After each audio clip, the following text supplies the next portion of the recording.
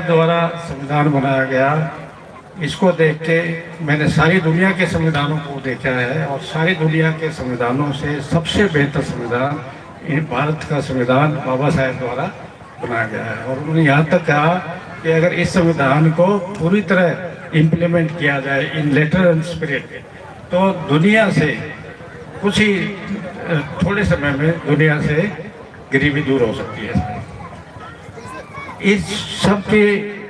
इन सब का कहने का मेरा मतलब ये है कि ये सब बातें होते हुए भी बाबा साहब को बुलाने की कोशिश की।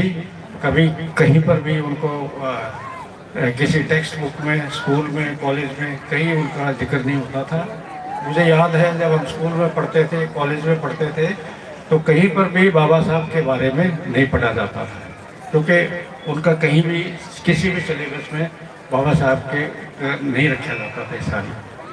और ये सब इन महान हस्ती मान्यवर साहिब काशीराम जी ने बीड़ा उठाया और इन्होंने फिर से बाबा साहब को जिंदा किया। और उन्होंने जो कार्य किए हैं आप सब जानते हैं।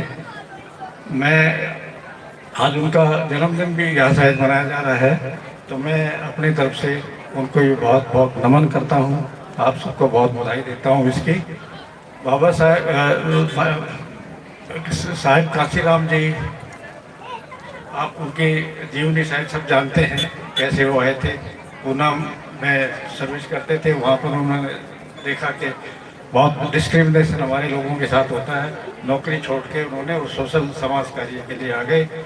हम जब शुरू में सर्विस में आए थे 70s में, मैं 74 बैच मेरा IAS का है, तो हम देखते थे कि बाबा साहब अपने मान्यवर काशीराम जी ने जो संस्थाएं बनाई थी, बाम से बनाई थी, एक DS4 बनाई थी, उनके कार्यक्रम कैसे चलते थे नीचे नीचे, खासकर जो हमारे मुलाजिम होते थे, कर्मचारी होते थे, उन सब के पास ऐसे आती थी। एक उन्होंने ऐसी लहर पैदा की थी, एक ऐसी जागृति उन्होंने पैदा की थी और सारे समाज को उन्होंने, बहुजन समाज को इकट्ठा किया। ये एक इतना महान काम उन्होंने किया। उसके बाद बाबा साहब को सब लोग जानने लगे। उससे पहले हमारी पीढ़ी में, हम स्कूल कॉलेज में थे, हमें कुछ नहीं पता होता था बाबा साहब के बारे में। इतना जुनून था कि हम जिस बैकग्राउंड से आए थे, गरीबी से उठ के आए थे, तो हमारे दिल में कसक थी कि आप लोगों के लिए काम किया जाए, हमारे लोगों की मदद की जाए। और सारी सर्विस में रह करके हमने ये काम किया भी है।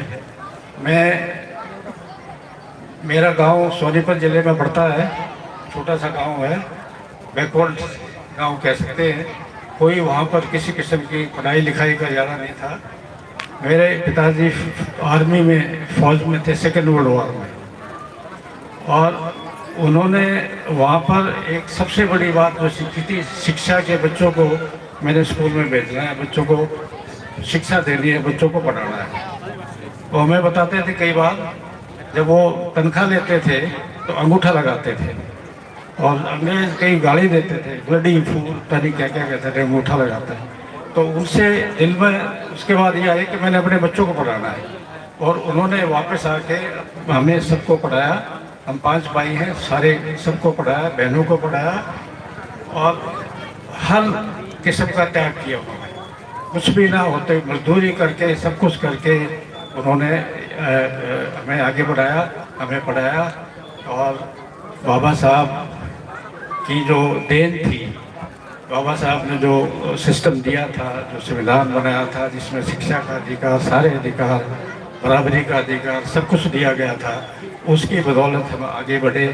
और आज भी यहाँ जो भी है, जैसे भी है, सब जो है बाबा साहब के कारण है। बाबा साहब के कारण ही आज सब छूटे बूटे बैठे हुए सारे। सरदार पटेल जी ने एक बार बाबा साहब से पूछा था कि भीमराव, आप सूट बूट लगा के और अंग्रेजों की तरह सूटेड बूटेड रहते हो, जबकि आपके लोग तो भूखे नंगे, उनके पास तो कुछ नहीं है। कहता है आपसे अच्छा तो महात्मा गांधी है। जो एक लंगोटी में रहता है, असली जो